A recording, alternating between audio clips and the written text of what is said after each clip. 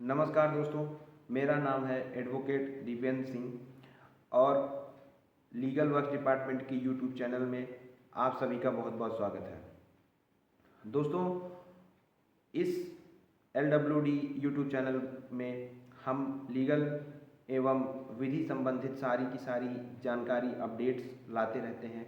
तो अगर आपने हमारे यूट्यूब चैनल को सब्सक्राइब नहीं किया है तो ज़रूर इसको सब्सक्राइब कर लें, और अगर आपको ये वीडियो अच्छा लगता है तो वीडियो को लाइक करें और शेयर ज़रूर करें। दोस्तों, आज हम जो मुद्दा लेके आए हैं वो हमारे सभी के जीवन में जब भी हम लोग जो है कोर्ट कचहरी में उपस्थित होते हैं तो उसमें वो ज़रूर जो है काम में आता है। ये मैटर तब काम में आता है दोस्तों जब हम किसी क्रिमिनल केस में फंस जाते हैं। आज का हमारा मुद्दा है कि जो अभियुक्त होते हैं, मतलब कि जो किसी भी अपराध में सम्मिलित हुए व्यक्ति होते हैं, जो अपराध करते हैं, चाहे 1 2 3 4 कितनी भी संख्या के हों, वो अगर मुकदमा लड़ते हैं, मुकदमा तो वो सभी साथ में लड़ते हैं दोस्तों, ठीक है। मतलब पार्टी सभी साथ में बनाए जाते हैं, तो है नहीं कि अलग अलग केसेस में अलग अलग पार्टीज बनाई जाती हैं, सभी साथ में जोड़े जाते हैं।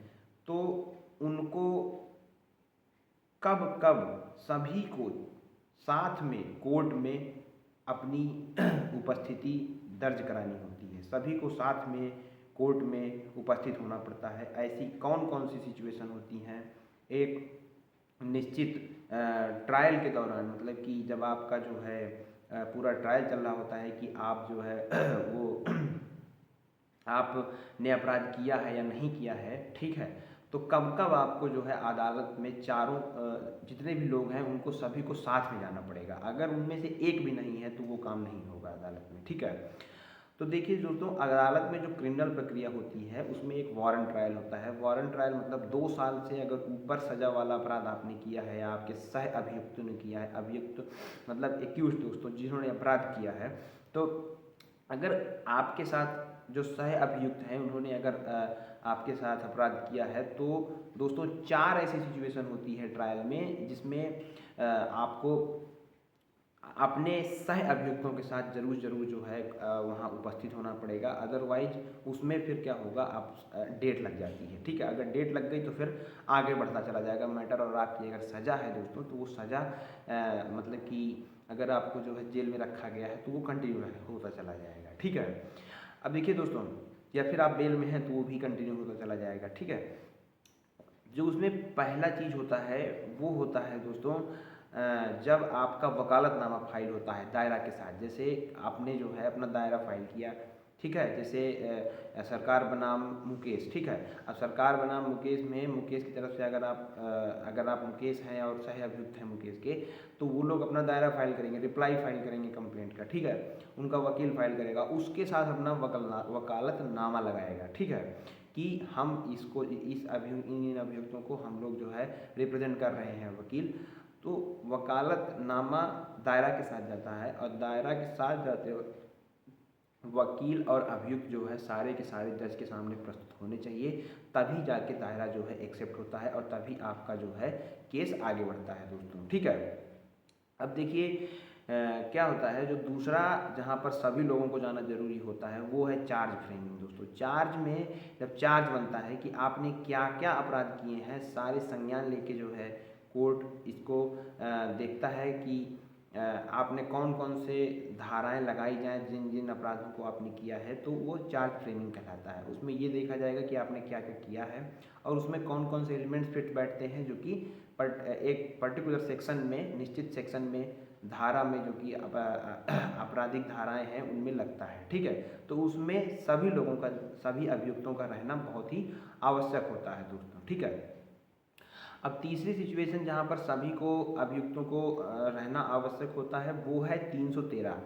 दोस्तों क्या होता है, जब प्रोसिक्यूशन एविडेंस हो जाता है तो जज के पास पावर रहती है सेक्शन 313 CRPC के अंडर कि वो केस को एक्सप्लेन करने के लिए जो उसमें एक्यूज्ड हैं, अभियुक्त हैं, उनसे पूछ सकता है कि आपकी तरफ से इस केस के बारे में क्या कहना है, ठीक है।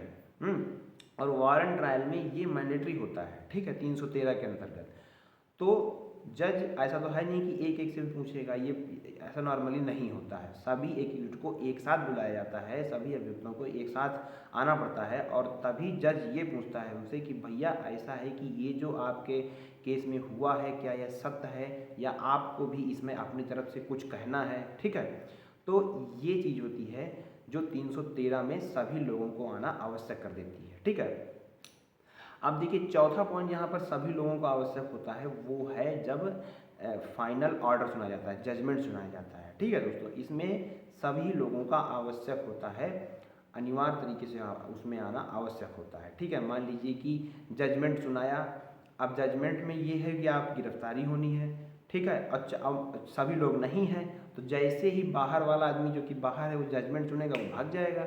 ठीक है, तो अब भाग जाएगा, तो ऐसी चीज़ों को से बचने के लिए जजमेंट तब तक नहीं सुना जाता है जब तक सभी लोग अदालत में जो कि इन्वॉल्व हैं केस में, वो अदालत में आके उपस्थित ना हो जाए, सभी के सामने जजमेंट सुनाया जाता है दोस्तों। ठीक है, तो ये सारे चारों सिचुएशंस में जितने भी अभियुक्त हैं सभी को जाना अनिवार्य होता है दोस्तों। अब अगर आपका भी दोस्तों कोई ऐसा ही क्रिमिनल केस है तो आप मेरी इन्फॉर्मेशन जो मैंने दी है उसको रिकॉल करके ये सोच सकते हैं कि अरे हाँ मैं तो मुझे भी इसमें जाना था, मैं भी गया। ठीक है, या फिर आप नहीं गए हैं, या फिर आप अगर आपकी भी आगे आने वाली डेट्स लगने वाली हैं क्रिमिनल केसेस में, मान लीजिए कोई भी इन्वॉल्व है, आप अपोजिट पार्टी हैं या फिर मान लीजिए वो है, तो ये चार सिचुएशंस में ज़रूर नोट करिएगा कि जाना पड़ता है दोस्तों। ठीक है, तो ये कुछ इन्फॉर्मेशन थी जो कि हमने आपको देनी चाहिए। ठीक है, और दोस्तों अगर आपको कोई भी विधिक सहायता चाहिए, आपका कोई भी केस है, ठीक है, सिविल है, क्रिमिनल है, तो उसके लिए हमारे पास जो है सीनियर एडवोकेट्स हैं, बहुत अच्छे अच्छे लॉयर्स हैं जो कि आपको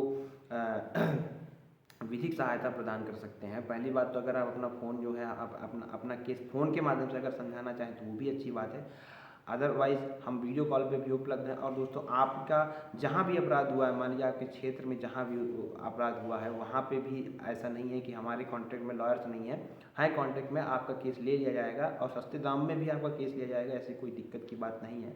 आप बेफिक्र होकर हमसे कांटेक्ट करिए, टेलीग्राम चैनल के नीचे लिंक दिया हुआ है, वहाँ पर ज़रूर आप हमसे कांटेक्ट करिए, हम आपके लिए उपलब्ध हैं। एडवोकेट का यही काम है कि वो देश और अपने समाज के प्रति जो है बहुत ही दृढ़ तरीके से जो है सामने आए और लोगों की मदद करें। ठीक है, तो मिलते हैं दोस्तों अगली वीडियो में, तब तक सब्सक्राइब करिए और लाइक करिए और बने रहिए हमारे साथ। धन्यवाद।